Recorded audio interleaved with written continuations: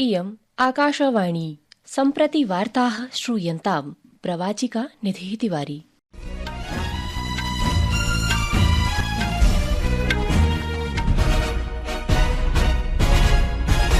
आदौ मुख्यवार्ताः।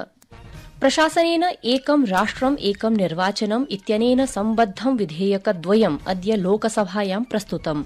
विपक्षिदलैः विरोधः कृतः, अपि च संविधानस्य संरचनागत आधारे कठोरप्रहारः ख्यापितः।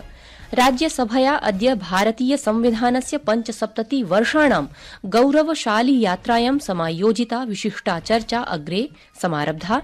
केन्द्रीय मन्त्री जगत्प्रकाश नड्डाः अवदत् यत् प्रशासनं संवैधानिक मूल्यानां रक्षणार्थं प्रतिबद्धं वर्तते। प्रधानमन्त्रिणा नरेन्द्रमोदिना अद्य राजस्थानस्य जयपुरे आयोजिते कार्यक्रमे 46 सहस्रकोटिरूप्यकाणां 24 परियोजनानाम् उद्घाटनं लोकार्पणं च विहितम्। भारतीय ऋतुविज्ञान विभागेन पश्चिम हिमालयीय क्षेत्रे राजस्थान, पञ्जाब, हरियाणा चेत्यादिषु प्रदेशेषु च तीव्रशीततरङ्गस्थितेः पूर्वानुमानं कृतमस्ति। अपि च बॉर्डर गावस्कर ट्रॉफी इत्येतस्याः प्रतिस्पर्धायाः तृतीयायां क्रिकेट निकषस् मालिकायां भारतम् ऑस्ट्रेलिया देशस्य विरुद्धं फॉलो ऑन इत्येनं वैकल्पिक नियमं दूरीकृतवान्। अथ वार्ताः विस्तरेण। एकं राष्ट्रम् एकं निर्वाचनम् इत्यनेन सम्बद्धं विधेयकद्वयम् अद्य लोकसभायां प्रस्तुतम्। केन्द्रीय विधिमन्त्री अर्जुन राम मेघवालः 29,100तमं संविधानं, 24,200तमं संशोधन विधेयकम् अथ च संशोधितं केन्द्रशासित प्रदेश विधेयकं सदनस्य सम्मुखे स्थापितवान्। विधिमन्त्रिणा यथा विधेयकं सदनमध्ये स्थापितं तावत् विपक्षिदलैः मतविभाजनम् अभ्यर्थितम्। 69,200 सदस्यैः विधेयक प्रस्तुतेः पक्षे, अपि च 98,100 सदस्यैः विरोधे मतं प्रकटितम्। कांग्रेस, टीएमसी, शिवसेना, उद्धव ठाकरे समूहस्य मार्क्सवादी कम्युनिस्ट पार्टी इत्येतानि दलानि समेत्य अन्यैः विपक्षदलैः विधेयकस्यास्य विरोधः कृतः। सहैव संविधानस्य संरचनागत आधारे कठोरप्रहारः ख्यापितः। श्रीमेघवालः विपक्षिदलानाम् आरोपानां खण्डनं कृत्वा प्रतिपादितवान् यत् विधेयकमेतत् संविधानस्य आधारगत संरचनां विरुध्य नैव स्थीयते इति। असौ विधेयकद्वयं संयुक्त संसदीय समितिं प्रति प्रेषयितुं प्रस्तावं प्रस्तुतवान्। कांग्रेसदलस्य मनीष तिवारी उक्तवान् यत् एते विधेयके संविधानस्य मूल संरचनाम् उल्लङ्घयतौ।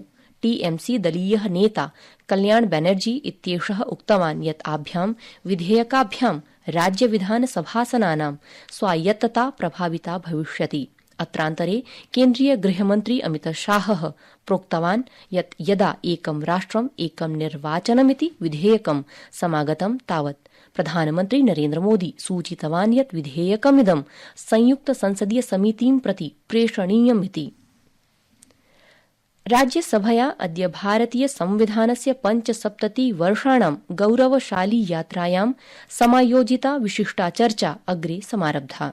सदनस्य नेता केन्द्रीय मन्त्री च जगत्प्रकाश नड्डाः चर्चायां भागग्रहणन् अवदत् यत् भारतं न केवलं बृहत्तमः प्रजातान्त्रिक देशो विद्यते, अपितु लोकतन्त्रस्य जननीत्वेनापि अस्ति इति। असौ समुदीरितवान् यत् भारतीय लोकाचारानुसारी लोकतन्त्रे स्वतन्त्रता, समानता, समावेशिता च अन्तर्निहिताः वर्तन्ते, या हि देशस्य नागरिकान् सम्मानजनकस्य जीवनस्य अधिकारं प्रददाति। एतदर्थं तस्य प्रशासनं पूर्णतया समर्पितमस्ति, अपि च देशः संविधानसभायाः समेषां सदस्यानां ऋणी अपि अस्ति ये भारतीय संविधानाय आकारं प्रदत्तवन्तः।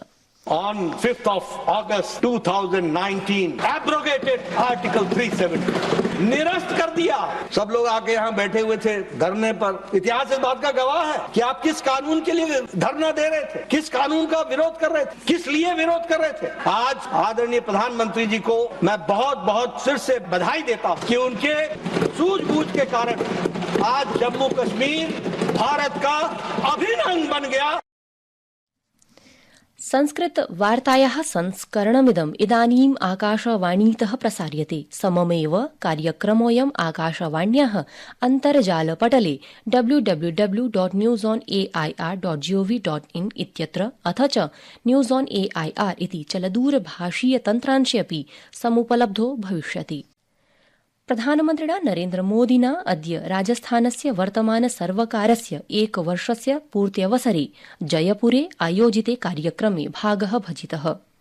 कार्यक्रमेऽस्मिन् असौ ऊर्जा मार्ग रेलमार्ग जल चेत्यादिभिः विषयैः सम्बद्धानां 346,000 कोटिरूप्यकाणां 24 परियोजनानाम् उद्घाटनं लोकार्पणं च विहितवान्।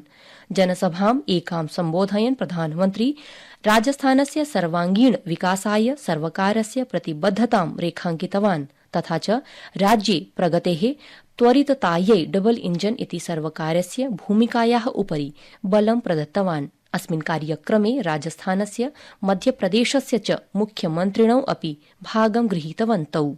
प्रधानमन्त्रिणा मोदिना प्रोक्तं यत् राजस्थानस्य विकासाय डबल इंजन इति सर्वकारः नैरन्तर्येण कार्यं कुर्वन्नस्ति तथा च एकवर्षः परिणामोत्कर्षः कार्यक्रमस्य भागत्वेन जयपुरे प्रमुख विकास परियोजनानाम् उद्घाटन शिलास्थापन समारोहे च अनेन सन्तुष्टिः प्रकटिता। आज यहाँ 45-50 हजार करोड़ रुपए से अधिक के प्रोजेक्ट का लोकार्पण और शिलान्यास हुआ है। ये प्रोजेक्ट राजस्थान में पानी की चुनौती का स्थायी समाधान करेंगे। ये प्रोजेक्ट राजस्थान को देश के सबसे कनेक्टेड राज्यों में से एक बनाएंगे। इससे राजस्थान में निवेश को बल मिलेगा, रोजगार के अनगिनत अवसर बनेंगे।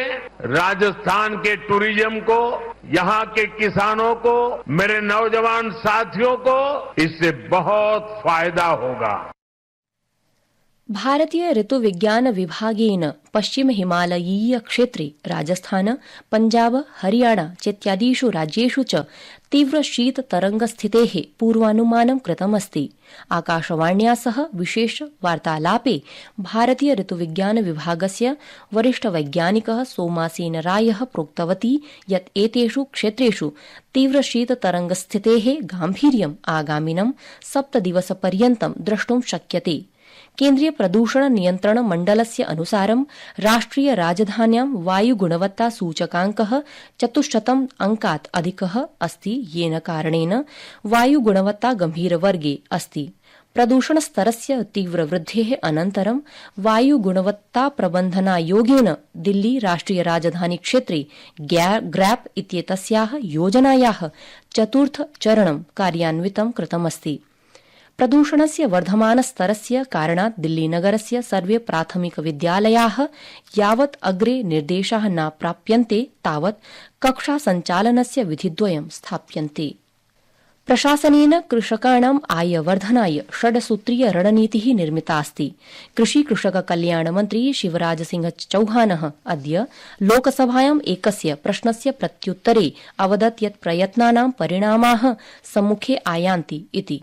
हमने 6 सूत्रीय रणनीति बनाई है। पहला, उत्पादन बढ़ाना, दूसरा, उत्पादन की लागत कम करना, तीसरा, उत्पादन के ठीक दाम देना, अगर प्राकृतिक आपदा आए तो नुकसान की भरपाई करना, पांचवा, कृषि का विविधीकरण और छठवां, जैविक और प्राकृतिक खेती को प्रोत्साहन। और 2019 में प्रधानमंत्री जी ने एक क्रांतिकारी फैसला किया कि फसलों के दाम जो उत्पादन की लागत है उस पर कम से कम 50% लाभ देकर घोषित किए जाएंगे और तब से घोषित हो रहे हैं लगातार।